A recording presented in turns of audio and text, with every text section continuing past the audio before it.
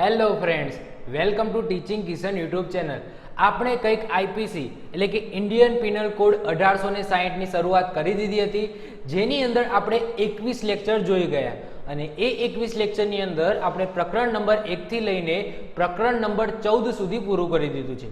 આજે છે પ્રકરણ નંબર 15, જે છે ધર્મ સંબંધિત ગુનાઓ.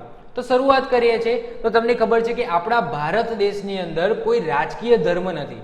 જેમ કે વાત કરું, બીજા દેશોની વાત કરું કે પાકિસ્તાન છે, અફઘાનિસ્તાન છે, એવા દેશોની અંદર રાજકીય ધર્મ છે ઇસ્લામ એટલે કે મુસલમાન લોકો. ઓકે, એમનો ધર્મ છે રાજકીય. એટલે કે આપણા દેશની અંદર એવો કોઈ પ્રોપર રાજકીય ધર્મ નથી. આપણા દેશની અંદર બધા જ ધર્મના લોકો રહે છે. જેમ કે ક્રિશ્ચન હોઈ શકે છે, બુદ્ધિસ્ટ હોઈ શકે છે, ઇસ્લામિક ધર્મના હોઈ શકે છે, પછી સમજી લો કોઈ પણ યહૂદી હોઈ શકે છે, હિન્દુ છે, પછી મુસલમાન છે. બધા જ ટાઈપના લોકો છે એ ભારતની અંદર રહે છે અને એ જ આપણા ભારતની એક વિશેષતા દર્શાવે છે કે બધા ધર્મના લોકોનું અહીંયા સન્માન કરવામાં આવે છે.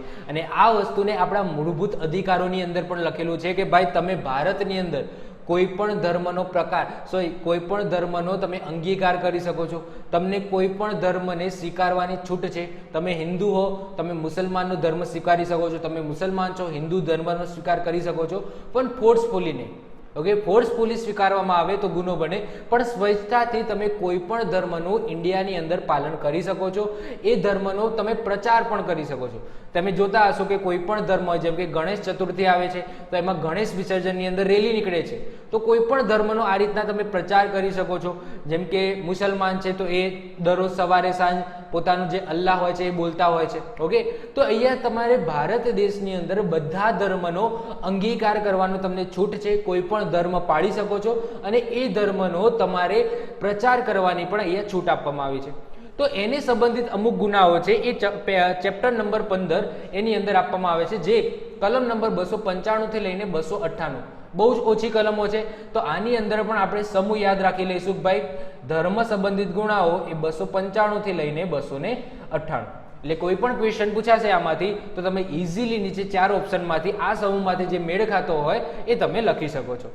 તો અહીંયા તમે જોઈ શકો કે જુદા જુદા ધર્મના લોકો છે. શીખ છે, બૌદ્ધ છે, હિન્દુ, મુસ્લિમ, ક્રિશ્ચિયન છે, બુદ્ધિસ્ટ છે, શેરા છે. ઓકે, બધા ઘણા બધા ધર્મના લોકો અહીંયા આપેલા છે. ઓકે, તો સૌથી પહેલા આપણે જે પણ આની અંદર કલમો છે એને હું સમજાવીશ અને આની અંદર જો કોઈ ઉદાહરણ આપું છું અને એ ઉદાહરણની અંદર સપોઝ કોઈ ધર્મ વિશે હું ખોટું કદાચ કંઈક બોલી જાઉં છું, હું ટ્રાય કરીશ કે નહીં બોલું, જે પણ ઉદાહરણ આપીશ પણ કદાચ મારાથી બોલાઈ જાય છે તો એવું ના સમજતા કે અહીંયા હું જે બેઠો છું તો તમને સારી રીતના પ્રોપર આ ચેપ્ટર સમજાય એના માટે બેઠો છું. તો કોઈ પણ ધર્મનું કોઈ ઉદાહરણ આપું છું તો ખોટું ના લગાડતા. ચલો, કલમ નંબર સૌથી પહેલા 295. તો 295 ની વાત કરીએ કે કોઈ પણ વર્ગના લોકોના ધર્મનું અપમાન કરવાના ઈરાદાથી કોઈ ધર્મ સ્થાનને હાનિ કરવી અથવા તો અપવિત્ર કરવા માટે. તો અહીંયા તમે જોશો કે દરેક ધર્મનું અલગ અલગ ધર્મ સ્થાન હોય છે. જેમ કે હિન્દુ ધર્મની વાત કરો તો હિન્દુ ધર્મનું ધર્મ સ્થાન છે મંદિર, મુસલમાન ધર્મનું મસ્જિદ છે, ક્રિશ્ચન લોકોનું ચર્ચ છે. તો અહીંયા જુદા જુદા ધર્મના જુદા જુદા ધર્મસ્થાન છે. હવે કોઈ વ્યક્તિ સપોઝ કે હિન્દુ છે અને મુસલમાનની મસ્જિદનું અપમાન કરે છે, અથવા તો કોઈ મુસલમાન વ્યક્તિ છે જે હિન્દુ ધર્મનું કોઈ મંદિર છે એનું અપમાન કરે છે, તો આવા કન્ડિશનની અંદર એના ઉપર કલમ નંબર 295 લાગી શકે છે. અથવા તો એને અપવિત્ર કરે. સમજી લો કે કોઈ હિન્દુ ધર્મનો લોકો છે. ઓકે, હિન્દુ ધર્મનો કોઈ માણસ છે. હવે સમજો લો કે એ હિન્દુ ધર્મના એટલે પોતાને મંદિરને જ માનતો હોય. હિન્દુ ધર્મનો હોય તો એનું ધર્મસ્થાન કયું? ભાઈ મંદિર. તો મંદિર સિવાય એ બીજા કોઈ ધર્મ કે ધર્મસ્થાનની અંદર માનતો ના હોય તો સમજી લો કે બીજા ધર્મની અંદર સમજી લો ચપ્પલ પહેરીને, સમજી લો મસ્જિદની અંદર જાય છે તો મસ્જિદની અંદર સમજી લો ચપ્પલ પહેરીને જાય. ઓકે, ત્યાં જઈને એવું કોઈ કૃત્ય કરે જે વ્યવહારિક ના હોય. ઓકે, એના ધર્મ છે એનું અપમાન થાય એવું કંઈ કૃત્ય કરે છે, એને હાનિ પહોંચાડે છે અથવા તો અપવિત્ર કરે છે, કોઈ પણ રીતના અપવિત્ર કરે છે. જેમ કે સમજી લો કે કોઈ હિન્દુ ધર્મનું મંદિર છે, એ મંદિરની અંદર સમજી લો કોઈ વ્યક્તિ છે એ શું કરે છે? દારૂ લઈને જાય છે. ઓકે, હા, અમુક મંદિરોની અંદર દારૂ ચડાવવામાં આવે છે. જેમ કે અહીંયા એક છે ભૈરવનાથનું મંદિર. ઓકે, તો ત્યાં દારૂ ચડાવવામાં આવે છે, પણ બધા મંદિરની અંદર એવું ના હોય. કોઈ મંદિર છે એની અંદર સમજો કે કોઈ વ્યક્તિ દારૂ લઈને આવે છે તો સમજી લો કોઈ પણ વસ્તુ, કોઈ પણ ધર્મસ્થાન છે એ કોઈ પણ ધર્મસ્થાનનું કોઈ વ્યક્તિ અપમાન કરે છે તો એના ઉપર કલમ નંબર 295 લાગે છે. એને 2 વર્ષ સુધીની કેદ અથવા તો દંડ અથવા તો બંનેની શિક્ષા થઈ શકે છે. આગળ વાત કરીએ કલમ નંબર 295A. 295 એની અંદર એવું કીધું છે કે કોઈ પણ ધર્મના લોકોની એમની જે ધાર્મિક માન્યતાઓ છે એનું અપમાન કરો. આગળ જોયા ધર્મ સ્થાનની વાત કરી હતી, હવે એની જે ધાર્મિક માન્યતાઓ છે એનું અપમાન કરો.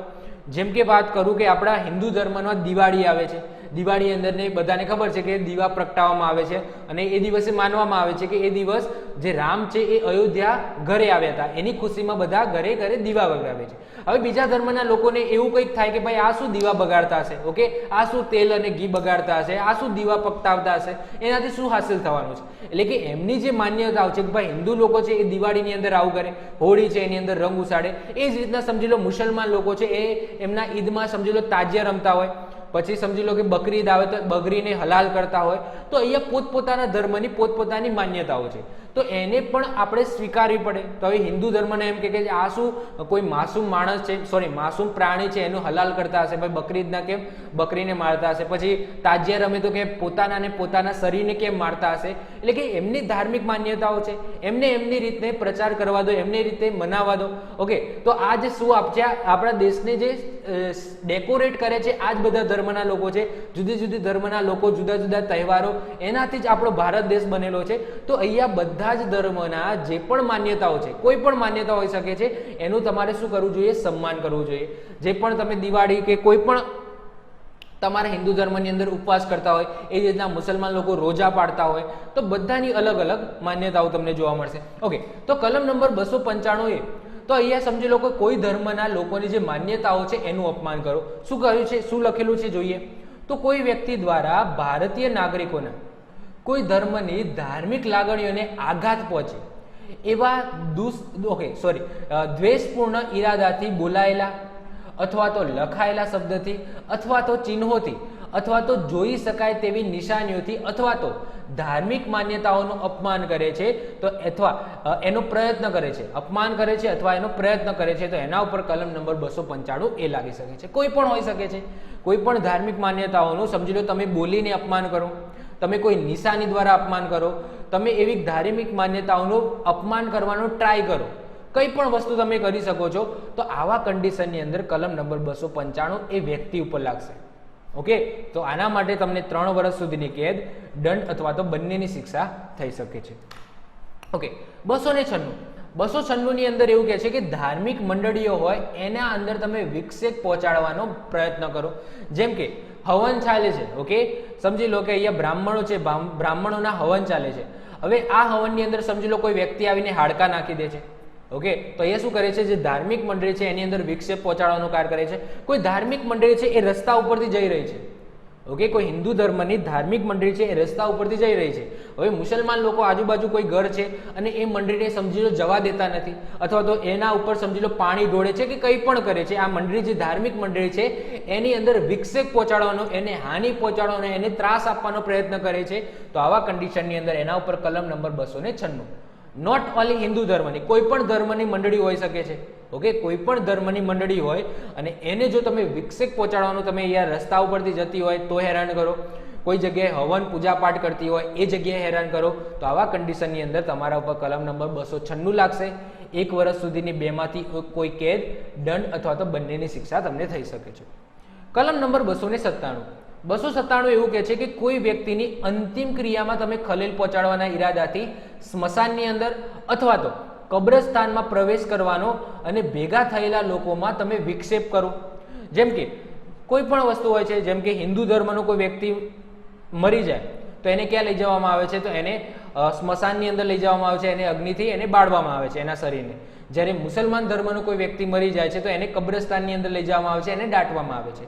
તો અહીંયા કોઈ પણ વ્યક્તિની અંતિમ ક્રિયા થતી હોય સ્મશાનની અંદર કે કબ્રસ્તાનની અંદર, હવે તમે એની અંદર તમે ખલેલ પહોંચાડવાનો ટ્રાય કરો છો. સમજી લો કે બધા કોઈ વ્યક્તિને સળગાવવા માટે, એની અંતિમ ક્રિયા માટે ભેગા થયા છે. હવે તમે સમજી લો ચક્કુ કે ગમે તે લઈને સમજી લો તમે પહોંચી જાઓ છો કબ્રસ્તાનની અંદર કે સ્મશાનની અંદર, અને એની જે અંતિમ ક્રિયા છે એ કરવા દેતા નથી. એ વ્યક્તિ સમજી લો કે ખૂની હોઈ શકે છે, એવું જરૂરી નથી. સમજી લો કે કોઈ, તમને ફોર એક્ઝામ્પલ તમને વાત કરું, કોઈ વ્યક્તિ છે જેને કોઈનું ખૂન કરેલું છે, કોઈકનું ખૂન કરેલું છે, તો ખૂન કર્યું અને એને ફાંસીની સજા મળી અને એને ફાંસી થઈ ગઈ. હવે ફાંસી થઈ જાય પછી એનો જે મૃતદેહ હોય એ કોને સોંપવામાં આવશે, તો એમના પરિવારજનોને સોંપવામાં આવશે, જેથી એની અંતિમ ક્રિયા કરી શકે. હા, ભલે એ ગુનેગાર હતો, એને ખૂનની સજા થઈ હતી અને એનો જે મૃતદેહ હતો, ઓકે, એને ઘરવાળા એમના જે ફેમિલી મેમ્બરો એમને આપવામાં આવે, જેનાથી એનું શું કરી શકે, અંતિમ ક્રિયા કરી શકે. હવે જેનું ખૂન થયું છે, જે વ્યક્તિનું ખૂન થયું છે એના ફેમિલી મેમ્બર એનો સમજી લો અંતિમ સંસ્કાર ના કરી દે તો આ યોગ્ય નથી. કારણ કે એને જે ગુનો કર્યો હતો એની એને સજા મળી ગઈ, ફાંસીની સજા મળી ગઈ. હવે એનો સમજી લો અંતિમ ક્રિયા તો એને થવા દેવી પડે. પણ કોઈ વ્યક્તિ છે જેનું ખૂન થયું છે, એના સગા સંબંધીઓ એનો અંતિમ ક્રિયા પણ થવા દેતા નથી. સ્મશાને પહોંચીને બધાને ત્યાં લોકો જે ભેગા થયા છે અંતિમ ક્રિયા માટે એને બીવડાવે છે, કે કબ્રસ્તાનની અંદર કોઈ વ્યક્તિઓ ભેગા થાય છે એમને બીવડાવે છે અને એની અંતિમ ક્રિયા ટૂંકમાં પૂરું થવા દેતા નથી, કે એની અંદર ખલેલ પહોંચાડે છે. તો એ વ્યક્તિઓ પર કલમ નંબર 297 લાગી શકે છે અને એના માટે એને 1 વર્ષ સુધીની સજા, કેદ અથવા તો દંડની શિક્ષા અથવા તો બંને શિક્ષાઓ થઈ શકે છે. ઓકે, આ પણ ચેપ્ટર એટલું બધું ઇમ્પોર્ટન્ટ નથી. હા, ઇમ્પોર્ટન્ટ છે, પણ શેના લીધે? એના સમૂહ યાદ રાખવાના. તમારે બધી કલમો યાદ રાખવાની જરૂર નથી, ખાલી સમૂહ યાદ રાખી લો. અને છેલ્લી કલમ નંબર 298. કલમ નંબર 298 ની અંદર એવું કીધું છે કે કોઈ પણ ધાર્મિક લાગણીઓને દુભાવવાના હેતુપૂર્વક અથવા તો એવા ઈરાદાથી તમે શબ્દો ઉચ્ચારો. હવે ધ્યાનથી સમજજો. સમજી લો કે ફોર એક્ઝામ્પલ તમને કોઈ વાત કરું છું કે સમજી લો કે આપણું ઇન્ડિયા છે ને અહીંયા બાજુમાં પાકિસ્તાન છે. હવે પાકિસ્તાન વાળા ઇન્ડિયા ઉપર સમજી લો કોઈ બોમ્બ નાખે છે. શું નાખે છે? બોમ્બ નાખે છે. ઓકે, જે કોઈ એમની તો ઓકાત તો નથી, પણ સમજી લો પાકિસ્તાન વાળા ઇન્ડિયા ઉપર બોમ્બ નાખે છે. હવે ઇન્ડિયામાં રહેતા જે હિન્દુ ધર્મના લોકો છે, હવે સમજી લો કે મુસલમાન ત્યાં ઇન્ડિયાની અંદર કોઈ મુસલમાન વ્યક્તિ બાજુમાંથી જઈ રહ્યો છે, તો હિન્દુ ધર્મનો વ્યક્તિ એવું કહે કે ભાઈ જે મુસલમાન છે એ તો બધા શું હોય કે આતંકવાદી હોય, ઇન્ડિયા ઉપર બોમ્બ નાખવાનું જ કાર્ય કરતા હોય. એટલે કે શું, કોઈ પર્સનલ વ્યક્તિ માટે તમે આખી એની કોમને શું કરો છો? બદનામ કરો છો. એવા ઈરાદાથી સમજી લો કે કંઈક ઉચ્ચાર કરો જેથી એની ધાર્મિક લાગણીઓને દુભાવાય. ઓકે, હવે સમજી લો કે અહીંયા નાખ્યો તો કોને? બોમ્બ કોને નાખ્યો તો? પાકિસ્તાન વાળાએ નાખ્યો તો. પણ ઇન્ડિયામાં રહેલા જે મુસલમાનો છે એને તમે સમજો આ રીતના બોલો કે ભાઈ પાકિસ્તાન વાળા મુસલમાન છે અને ઇન્ડિયામાં રહેતા પણ જે પણ મુસલમાનો હોય એ બધા આતંકવાદી જ હોય. ઓકે, જેમ કે પાકિસ્તાને બોમ્બ નાખ્યો તો ઇન્ડિયા વાળા એમ કે ભાઈ જેટલા પણ મુસલમાનો છે બધા કેવા છે? આતંકવાદીઓ છે. તો આવું વસ્તુ પોસિબલ નથી. સમજી લો કે આવા વર્ડ બોલવા ના જોઈએ. કોઈને ધાર્મિક લાગણીઓ દુભાય એના માટે. સમજી લો કોઈ ઇન્ડિયા કે પાકિસ્તાન છે એની મેચ ચાલતી હોય અને એની અંદર સમજી લો પાકિસ્તાન હારી જાય તો પછી ઇન્ડિયા વાળા કહે કે ભાઈ શું તમારી ઓકાત, તમારા મુસલમાનોની શું ઓકાત કે તમે ઇન્ડિયાને હરાવો? આવું કંઈ પણ તમે બોલો છો. ઓકે, હું જે બોલું છું એ સમજાવવા માટે બોલું છું, કોઈના ધાર્મિક લાગણીઓને દુભાવવા માટે નથી બોલતો. આ તો જસ્ટ ઉદાહરણ આપું છું જેથી તમે કલમો સારી રીતના સમજી શકો. તો કલમ નંબર 298 સિમ્પલ વસ્તુ છે, કોઈની ધાર્મિક લાગણી દુભાય એવા હેતુથી તમે કોઈ શબ્દો બોલો છો, કંઈ ઉચ્ચારો છો, તેના માટે 1 વર્ષ સુધીની કેદ, દંડ અથવા તો બંનેની શિક્ષા તમને થઈ શકે છે. તો નાનું એવું ચેપ્ટર છે, ચેપ્ટર નંબર 15 ધર્મ સંબંધિત ગુનાઓ, જેની અંદર તમારી કલમો બહુ જ ઓછી છે. 295 કોઈ વર્ગના ધર્મના જે ધર્મસ્થાન છે એનું અપમાન કરો. 295 એમની જે ધાર્મિક માન્યતાઓ છે એનું અપમાન કરો. ધાર્મિક જે મંડળી છે એનું અપમાન કરો. 297 કોઈ વ્યક્તિની અંતિમ ક્રિયા ચાલતી હોય અને એ અંતિમ ક્રિયાની અંદર તમે વિક્ષેપ ઊભો કરો. અને 298 સિમ્પલ વસ્તુ, તમે કોઈ એવા શબ્દો બોલો જેનાથી કોઈકની ધાર્મિક લાગણી બોલાય, ડાયરેક્ટલી કે ઇનડાયરેક્ટલી, તો એના ઉપર કલમ નંબર 298 લાગી શકે છે. તો આઈ હોપ સો તમને આ વિડીયો ગમ્યો હશે. પ્રકરણ નંબર 15 જેની અંદર તમારે ખાલી ને ખાલી સમૂહ યાદ રાખવાનો છે કે ભાઈ ધાર્મિક સંબંધિત ગુનાઓ, ધર્મ સંબંધિત ગુનાઓ 295 થી લઈને 298. ઓકે, ચલો. તો જો વિડીયો ગમે તો વિડીયોને લાઈક કરી દેજો. બીજી વસ્તુ કે હું અનએકેડમીની અંદર પણ ભણાવું છું. અનએકેડમીની અંદર મેં આઈપીસી આખું પૂરું કરી દીધું છે. ઓકે, જે આઈપીસી છે એ આખું મેં પૂરું કરી દીધું છે. હવે સીઆરપીસી અને એવિડન્સ એક્ટ ચાલુ કરવા જઈ રહ્યો છું. તમે મારી સાથે સીઆરપીસી અને એવિડન્સ એક્ટ લાઈવ ભણવા માંગતા હોય મારા જોડે તો તમે અનએકેડમીની અંદર જોડાઈ શકો છો. એના માટે સિમ્પલ તમારે શું કરવાનું છે? અનએકેડમીની લર્નિંગ એપ પ્લે સ્ટોરમાંથી ડાઉનલોડ કરી, જીપીએસસી કેટેગરી સિલેક્ટ કરી, લેંગ્વેજ ગુજરાતી સિલેક્ટ કરીને મને ત્યાં જઈને ફોલો કરી દેવાનું છે. અહીંયા જ્યારે પણ મારો ફ્રી સ્પેશિયલ ક્લાસ આવશે એના માટે કોઈ પૈસા ભરવાની જરૂર નથી. ફ્રી સ્પેશિયલ ક્લાસ આવશે, તમને નોટિફિકેશન મળી જશે. અને આ દરમિયાન કોઈ પણ જગ્યાએ તમને કોઈ કોડ પૂછે છે તો કિશન લાઈવ કોડનો યુઝ કરી શકો છો. ઓકે, ત્યાં ખાલી ને ખાલી મારા સ્પેશિયલ ક્લાસ જોવા મળશે, મારા કોઈ પ્લસ ક્લાસ કે બેચ કોર્સ જોવા નહીં મળે. ઓકે, પણ જો તમે કોઈ બીજા એજ્યુકેટરના બેચ કોર્સની અંદર તમારે જોઈન્ટ થવું હોય, એમના બીજા એજ્યુકેટરના જે પણ પ્લસ ક્લાસ ચાલે છે એની અંદર જોઈન્ટ થવું હોય તો તમારે પ્લસ સબસ્ક્રિપ્શન લેવું પડે. અને એની અંદર જો તમે મારો કોડ યુઝ કરશો કિશન લાઈવ તો તમને 10% ડિસ્કાઉન્ટ મળશે. તો આ કોડ યાદ રાખી લેજો, કિશન લાઈવ. જેવો કિશન લાઈવ કોડ યુઝ કરશો તમને 10% જેટલું ડિસ્કાઉન્ટ મળી જશે. તો આઈ હોપ સો તમારે બધાને લેક્ચર ગમ્યો હશે. જો વિડીયો ગમ્યો તો વિડીયોને લાઇક કરી દેજો, તમારા મિત્રો સાથે શેર કરી દેજો. જો તમે આ ચેનલ પર નવા હો તો ચેનલને સબસ્ક્રાઇબ કરીને બાજુમાં રહેલું બેલ આઇકન દબાવી દો, જેથી કોઈ નવો વિડીયો અપલોડ કરું તેની નોટિફિકેશન તમને મળતી રહે અને તમારો કોઈ પણ વિડીયો મિસ ના થાય. તો મળીએ છીએ નેક્સ્ટ લેક્ચરમાં. Bye, all the best.